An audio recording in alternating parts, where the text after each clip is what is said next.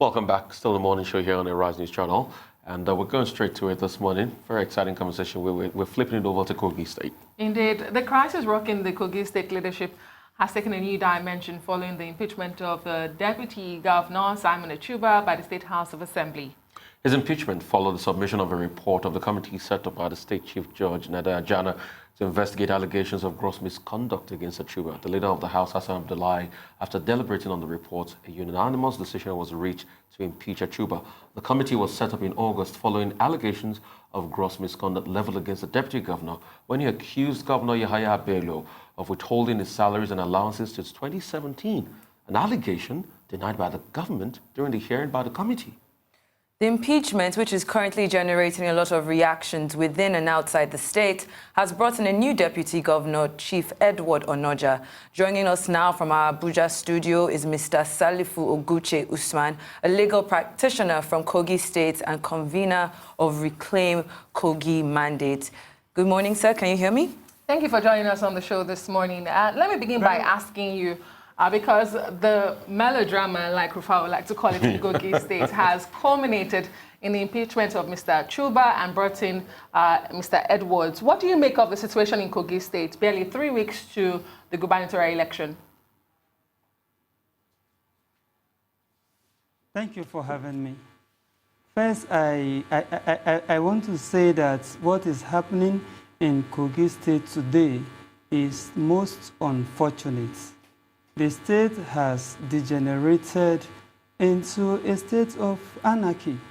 What is happening in Kogi State today cannot be described as a democratic state. It is anything far from democracy at play.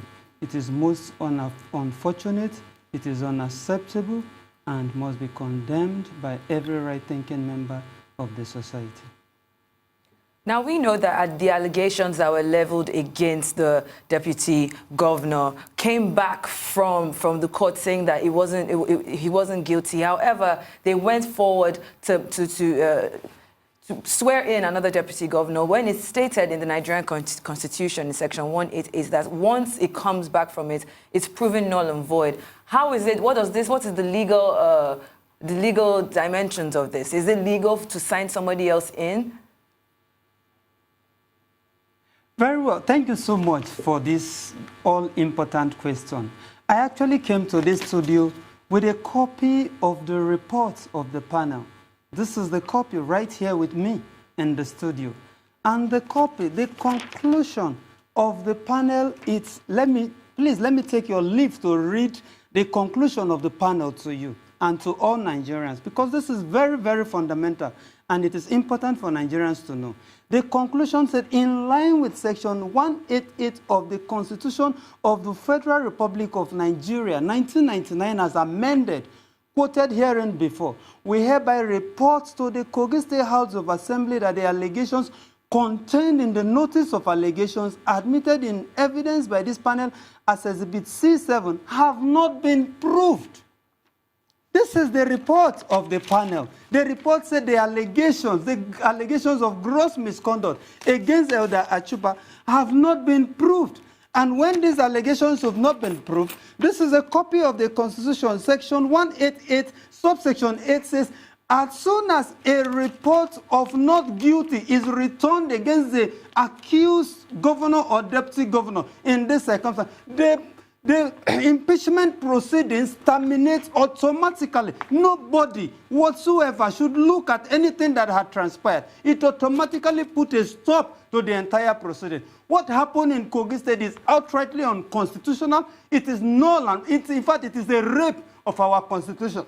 And I invite every Nigerian of goodwill, every Nigerian that has respect for democracy and the rule of law, to rise in defense of our constitution, to rise in defense of democracy, and condemn this act in totality. What is happening in Kogi State today is brigandage. Our constitution it is a civilian coup. It is a coup against the constitution of the Federal Republic of Nigeria. It is a coup against the people of Kogi State. Mr. Salifu, you said it's a coup, it's rape, it's brigandage. The words can go on and on and on. You can call it constitutional terrorism or constitutional Ebola, as it were. But the question here is, there was a judge that swore in this governor in Kogi State, this deputy governor yesterday. The chief judge. The chief judge of the state. Yes. Is the chief judge of the state not the purveyor of the constitution of the land?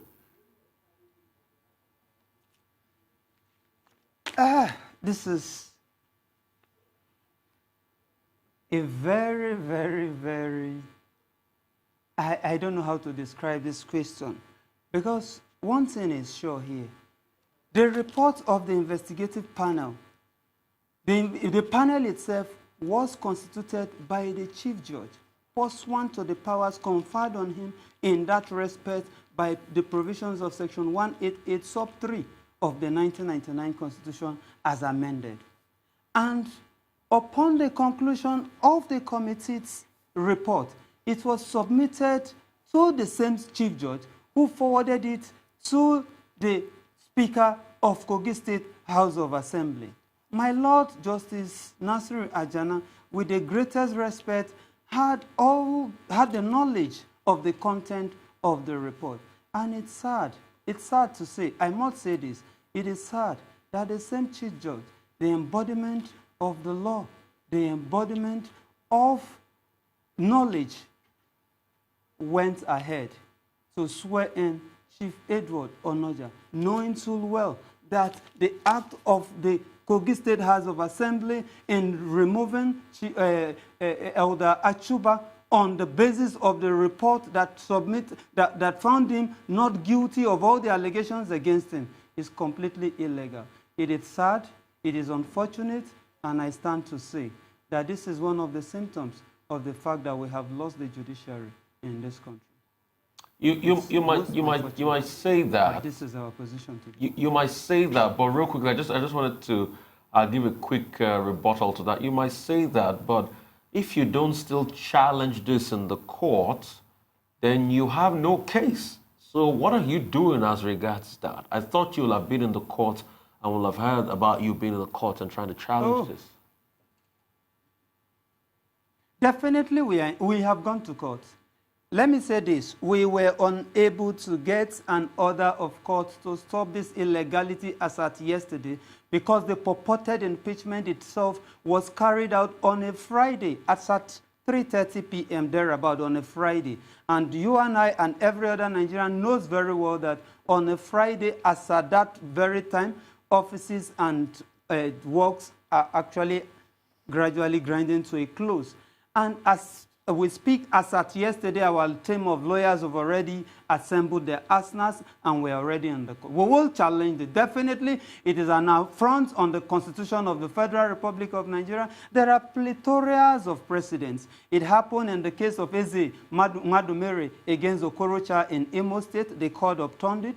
In the case of Governor Tanko Almakura in Nasarawa here a few years ago, the State House of Assembly commenced an impeachment proceedings against him, and when the investigative panel returned a no guilty verdict on his behalf, that put a stop to the proceeding. So we'll wonder where the precedent for what the Kogi State House of Assembly had purportedly done is gotten from. This we will challenge. We had already taken steps to challenge this illegality, and we believe strongly that at the end of the day, this rape of our Constitution will be upturned.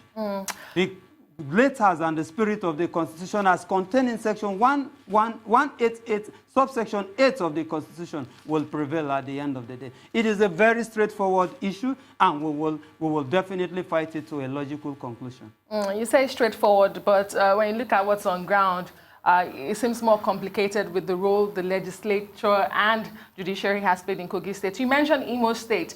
In the case of Imo State, the judiciary stepped up and refused to swear in any alternative deputy governor in Imo State. But in Kogi State, we saw a chief judge who constituted an investigative panel and still swore in an alternative deputy governor yesterday. But let me ask you about the role of the State House of Assembly in all of this. It seems to be a repetitive behavior we see in state houses of assembly across Nigeria. Although this time around we saw a full house, in other instances we have seen where the minority is greater than the majority number. does this not call to question the caliber and you know, kind of people that we do elect to make laws for us at the state level? I can't agree with you more that the quality of the people that we elect into legislative chambers matters a lot and goes a long way to the quality of leadership we get as a people in this country. And let me say this, I have been on your program before now, and I have said one thing, and I think that is what is haunting us as a people in Kogi State today. I have stated it categorically that Kogi State, as it stands today, lacks institution. Every conceivable institution in Kogi State has been destroyed.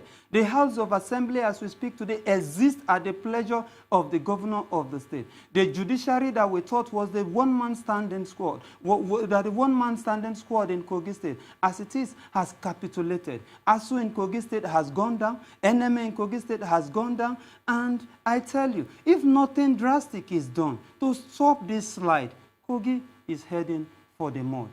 Something must be done. It is unfortunate that the House of Assembly is peopled by persons who were selected by the governors and his cronies, and they have come out to tell the whole world that we are boys of the governor, and they have done his bidding. And the most unfortunate aspect of it is the seal of the chief judge of the state on that illegality. It is sad, it is unfortunate. That is the Kogi unfortunate narrative. Institutions have failed our people. The assembly that is supposed to check the governor has failed our people, and the judiciary has also bowed to the government. That is the unfortunate situation where we find ourselves today. But like I said earlier, we will challenge this illegality. We will follow it all through to the Supreme Court, and we will definitely have this illegality upturned. There are plethora of cases of such nature before now.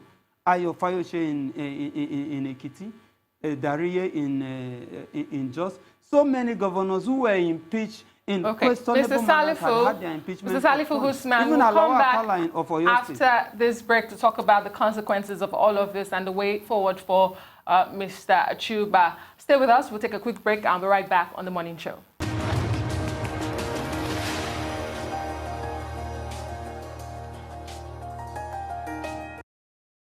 Salifu Oguche Usman, a legal practitioner from Kogi State and convener Reclaim Kogi Mandate, is our guest from our Abuja studios. You're still watching The Morning Show here on the Rise TV. Thank you so much, Mr. Salifu, for staying with us. Let me ask you, on the basis of the law, does the Kogi State House of Assembly have the powers to override the outcome of that investigative panel? Did they have that power?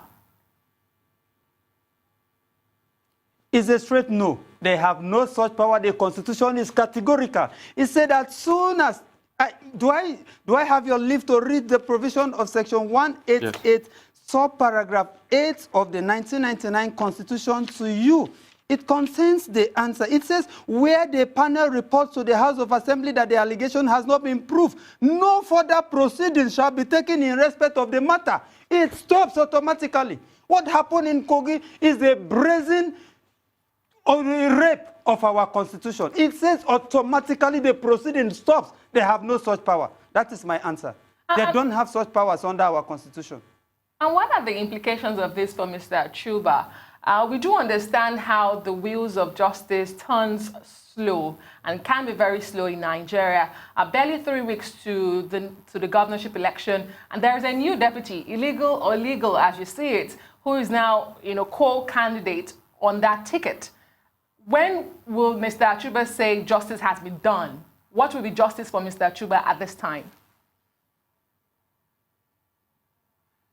Yeah, I think the perpetrators of this perversion of our system understands very well how our judicial system works, and they are taking advantage of that, of the system. But be that as it may, the wheel of justice grinds very slow, but ultimately everybody gets a fair due. Mr. Achuba he has already proceeded to the court, and ultimately we will get a reversal of this illegality. He will get his position back. We are also mindful of the fact that that may not be before the November 16 election and all of that, but ultimately, the panel has returned a no guilty verdict to Mr. Achuba. He remains the lawful deputy governor of Kogi State. He will remain so, and he will leave office on 20th of January 2020 as the duly elected deputy governor of Kogi State. Let's talk a little. Ultimately, he will get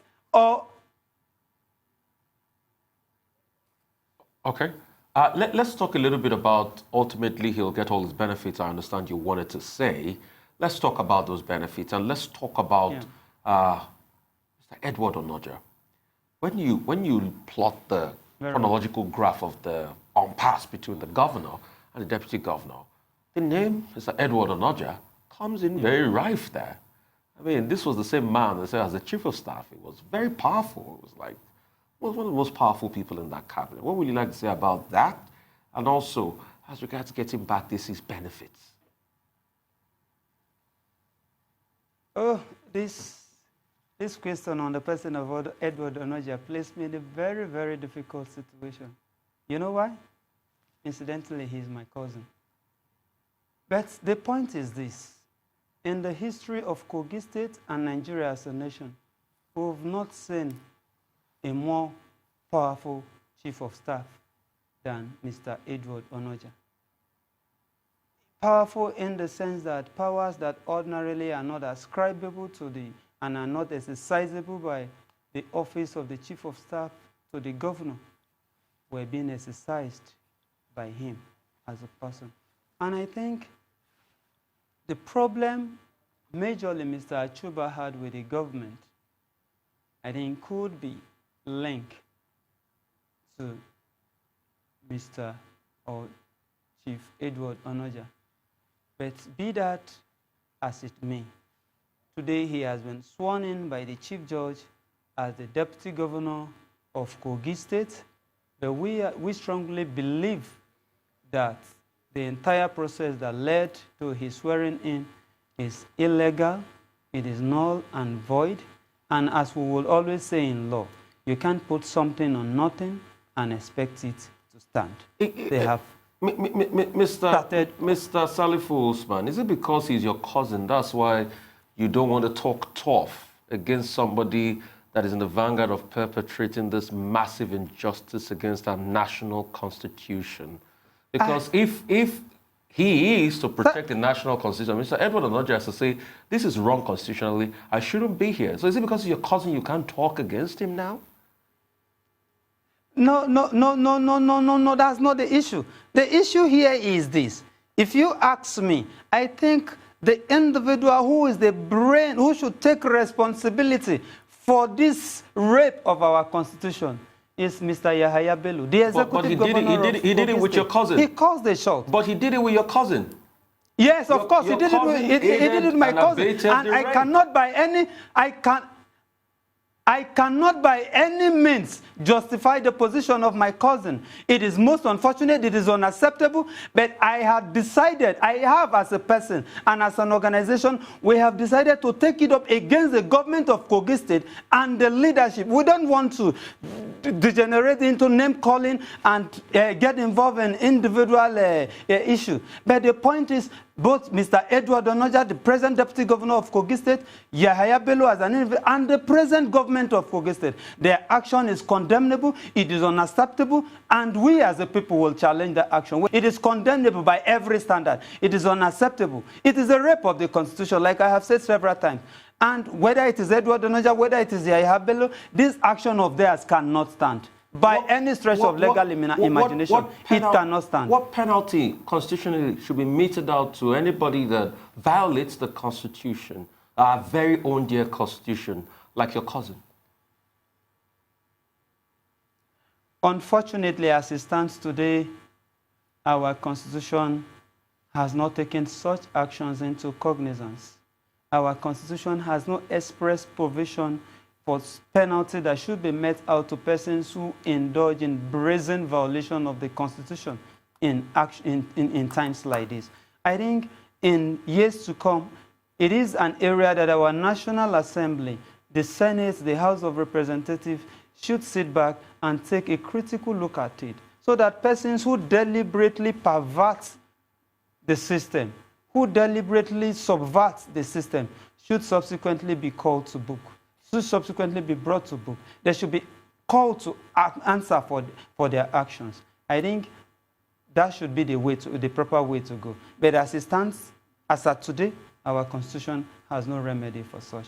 The only remedy at the disposal of Mr. Achuba is to reclaim his mandate and his position as the deputy governor of Kogi State.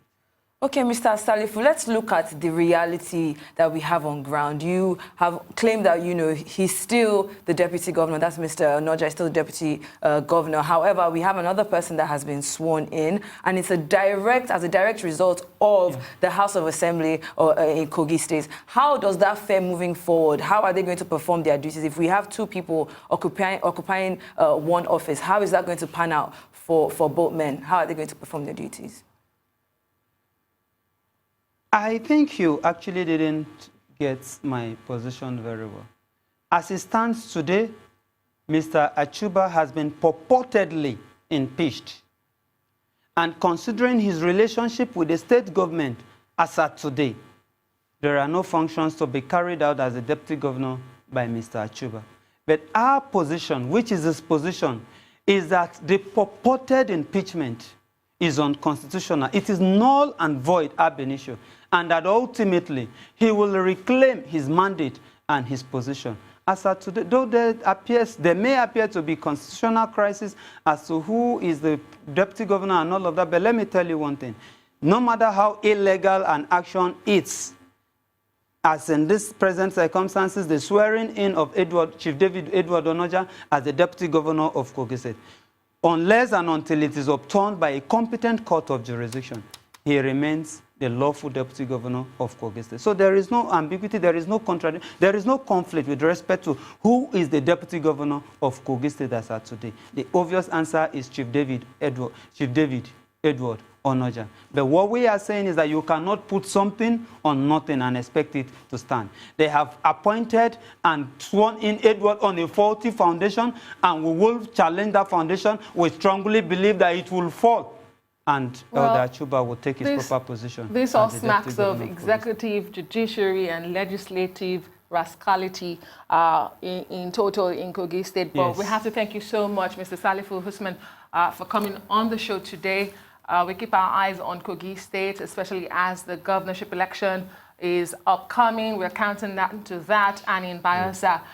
Thank you so much again for coming on the show. That brings us to the end of the show today. I am Adesua Omorwan. And I'm Rufai Oseni. We'll look at proceedings and see how it pans out. I'm Sherita Atigari. Thank you for watching.